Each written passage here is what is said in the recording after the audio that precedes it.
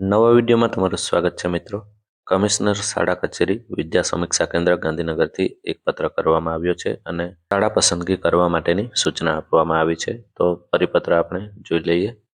વિષય છે ભરતી અંગેની પ્રેસ નોટ વિનામૂલ્યે પ્રસારિત કરવા બાબત. ઉપરોક્ત વિષય અન્વયે જણાવવાનું કે રાજ્યની સરકારી ઉચ્ચતર માધ્યમિક શાળાઓમાં શિક્ષણ સહાયક ભરતી વર્ષ 2024 અંતર્ગત જાહેર કરવામાં આવેલ વેઇટિંગ લિસ્ટ બાબતેની આ સાથે સામેલ પ્રેસ નોટ રાજ્યમાં બહોળી પ્રસિદ્ધિ ધરાવતા તમામ ગુજરાતી દૈનિક વર્તમાનપત્રોની તમામ આવૃત્તિમાં સત્વરે વિનામૂલ્યે પ્રસિદ્ધ કરવા વિનંતી છે.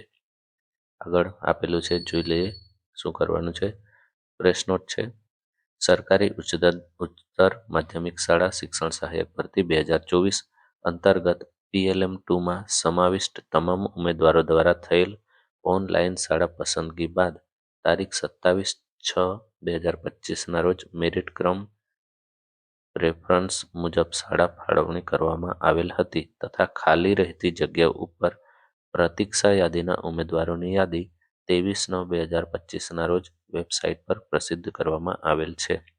નામદાર હાઈકોર્ટમાં દાખલ થયેલ કેસ નંબર સંદર્ભે ગુજરાત રાજ્ય માધ્યમિક અને ઉચ્ચતર માધ્યમિક શૈક્ષણિક સ્ટાફ ભરતી પસંદગી સમિતિ 13/11/2025ની બેઠકમાં શિક્ષણ સહાયક ભરતી 2024માં મર્યાદિત શાળા પસંદગીના કારણે શાળા ફાળવણી થયેલ નથી તેવા ઉમેદવારોને શાળા પસંદગીની તક આપવી તેવો નિર્ણય કરવામાં આવેલ છે.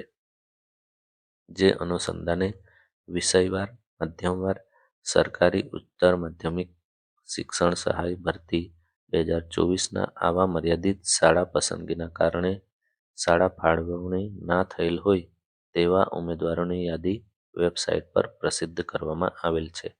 લિસ્ટ એમાં સમાવિષ્ટ અને તારીખ 23/9/2025ના રોજ જાહેર કરવામાં આવેલ પ્રતીક્ષા યાદીના એમ બંને યાદીમાં સમાવિષ્ટ ઉમેદવારો પોતાના માધ્યમ, વિષય અને કેટેગરી મુજબની ઉપલબ્ધ ખાલી જગ્યાઓ પૈકી અગ્રતા ક્રમ અનુસાર શાળાઓની અમર્યાદિત સંખ્યામાં 10/12/2025થી 12/12/2025 રાત્રે 12 કલાક સુધી શાળા પસંદગી આપી શકશે, જેની સંબંધિતોએ નોંધ લેવી.